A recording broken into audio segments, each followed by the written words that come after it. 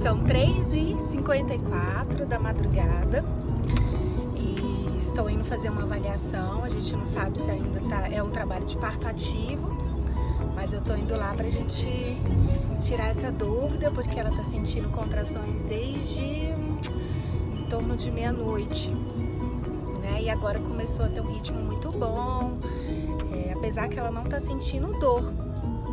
Então, mas mesmo assim a gente vai averiguar, porque nem sempre, né, as contrações elas podem causar dor, e às vezes as mulheres ficam esperando aquela dor, né, e às vezes não é. Às vezes ela vem bem sutil, bem suave, e mesmo assim são efetivas. Essa família especial, ela é do meu coração, porque é uma grande amiga, então eu tô muito emocionada. Posso nem falar, senão começa a chorar. E tô me sentindo privilegiada de estar com meus amigos num momento tão especial na vida deles. Eles planejam um parto domiciliar. Vamos lá, já eu dou mais notícias. Então, não é alarme falso. Ela já tá com 7 para 8 centímetros. Tô voltando aqui no carro agora para pegar o material, com a ajuda aqui do super pai. Então daqui a pouquinho eu conto mais pra vocês.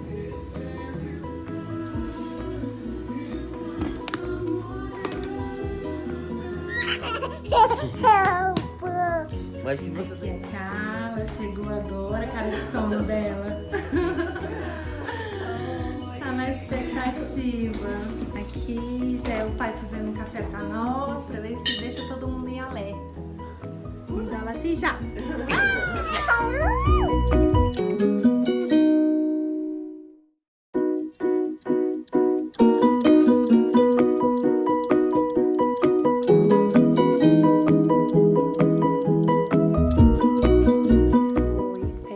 Sobre esse parto domiciliar foi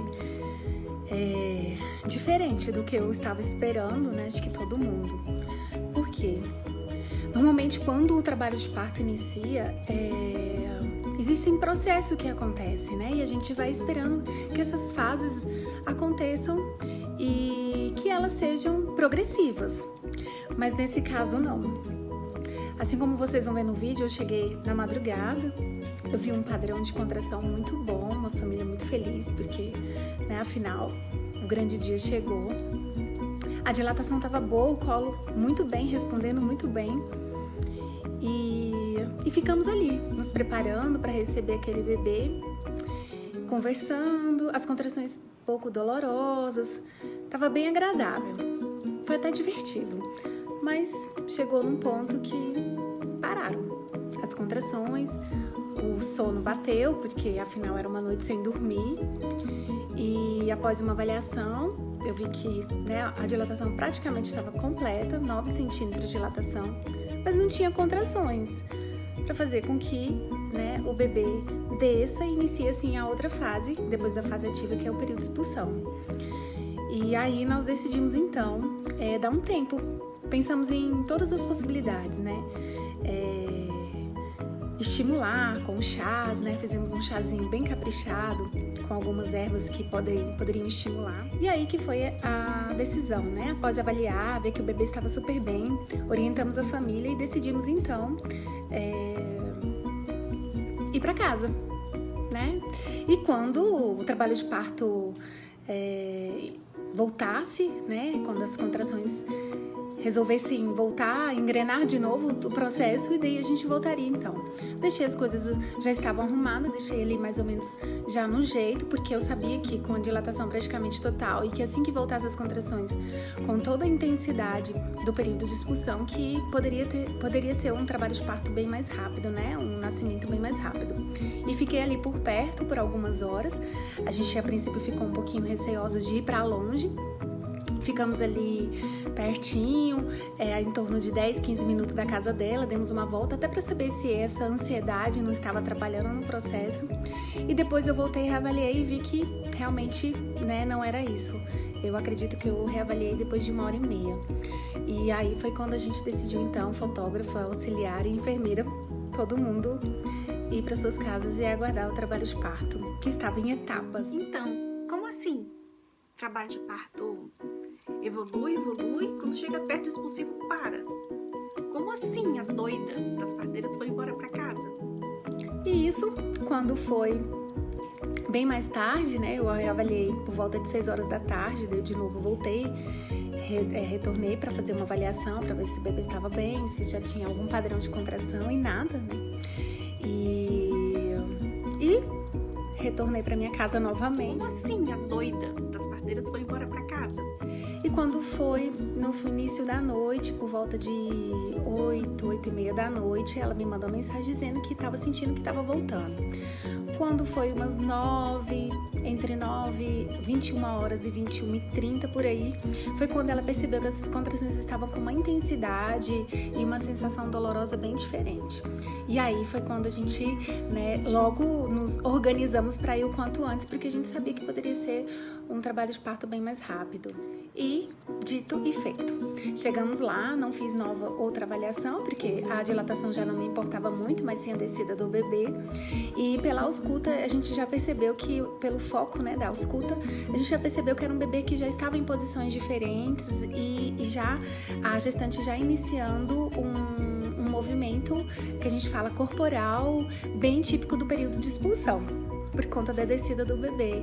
E depois de 1h30, a gente então estava ali recepcionando, junto com a família, um bebê lindo, uma linda menina, vocês vão ver aí nas fotos. Foi um trabalho de parto, apesar de longo, né, porque foi em etapas, mas muito gostoso, suave.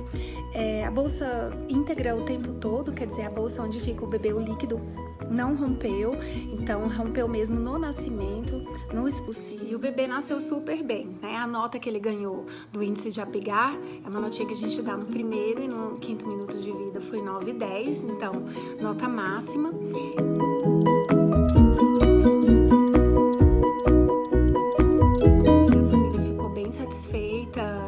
Era o segundo filho desse casal e assim, foi realmente uma grande celebração. E pra gente, enquanto enfermeiras obstetras, né, parteiras, a gente fica aí com a reflexão da importância de muitas vezes a gente pensar, né, que o processo ele vai acontecer. E que a gente possa realmente esperar o processo fisiológico sem grandes intervenções, mas na medida que a gente também tem que ter certeza que esteja tudo bem com a mãe e o bebê. Então foi isso que a gente fez, a gente se resguardava o tempo todo com boas avaliações, tanto do coraçãozinho do bebê, também das condições físicas da mãe, pra gente aguardar com tranquilidade esse processo acontecer. E às vezes demora mesmo. Pra mim foi uma grande novidade, um grande desafio. E ir pra casa saber que tem uma gestante com 9 centímetros de dilatação, aguardando a segunda fase do trabalho de parto, mas foi lindo e foi muito importante viver isso junto com essa família. Bom, para falar um pouquinho sobre esse parto super atípico, né, que a gente viveu, eu e a Letícia, esse parto domiciliar, teve um momento que foi quando a gente decidiu, né, sair da casa da gestante e pensar um pouco, ver como que ela ficava também, né. Eu propus para a Letícia a gente ficar 1 hora ali perto, próximo à casa dela, até pra gente conseguir pensar também, né, sair um pouco do foco e pensar o que era melhor pra gestante, o que era melhor para aquela situação. E aí a gente fez isso, né, ficamos 1 horinha ali por perto, vendo se ela dava algum sinal, se alguma coisa mudava, pensando que talvez a nossa presença estivesse gerando alguma ansiedade nela, ou era uma ansiedade nossa de que as coisas acontecessem, né? E foi importante essa saída, essa respirada pra gente conseguir pensar nos próximos passos, né, desse parto.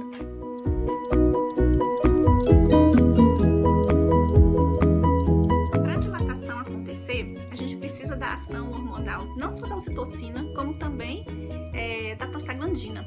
Aliás, o primeiro hormônio que vai fazer efeito no corpo da mulher é o da prostaglandina. A função dela é preparar o colo, é amaciar o colo, deixar ele flexível, para a ocitocina ter uma ação e ter efetividade na dilatação. Então, normalmente a gente tem a prostaglandina e depois depois a ocitocina. Algumas mulheres sobrepõem as fases, né? Enquanto tem ação da prostaglandina, tem ação da ocitocina.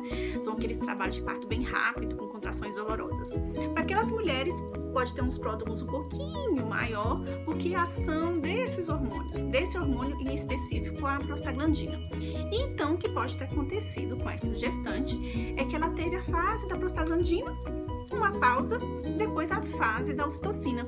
Ou seja, preparou bem o colo, dilatou tudo, e nesse caso houve uma pausa, muito bem-vinda, para ela descansar. E então, o trabalho de parto continuou, entrando na fase do expulsivo. Por que é tão incomum?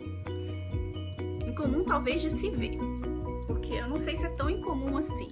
Porque o que acontece quando as contrações param ou diminui seu ritmo, o que a gente tem visto na assistência ao parto é a administração de ocitocina artificial. Então, é entendido aquele trabalho de parto como parada de progressão, as contrações pararam, ai meu Deus, então vamos botar ocitocina para terminar, porque esse bebê tem que nascer. Então, talvez, se a gente tivesse mais paciência, a gente estivesse vendo mais isso acontecer. Essas pausas, esse preparo para o encontro final entre mãe e bebê. Além da prostaglandina e da ocitocina, a gente tem um outro hormônio também bem importante para esse finalzinho do trabalho de parto, é a adrenalina. Sabe aquele momento em que a mulher tá cansada, ela fala, não vou conseguir mais, eu tô cansada, eu não vou dar conta de empurrar. Aí de repente vem uma energia que parece que vem do chão, lá da terra, e subindo no corpo dela, e ela tem uma força e consegue colocar o bebê para fora. O hormônio responsável também pela dilatação da pupila da mãe e do bebê é onde ocorre aquele momento do imprint. Então, essa é a hora que essa mulher nunca mais vai ser a mesma. E esse bebê nunca vai olhar para outra mulher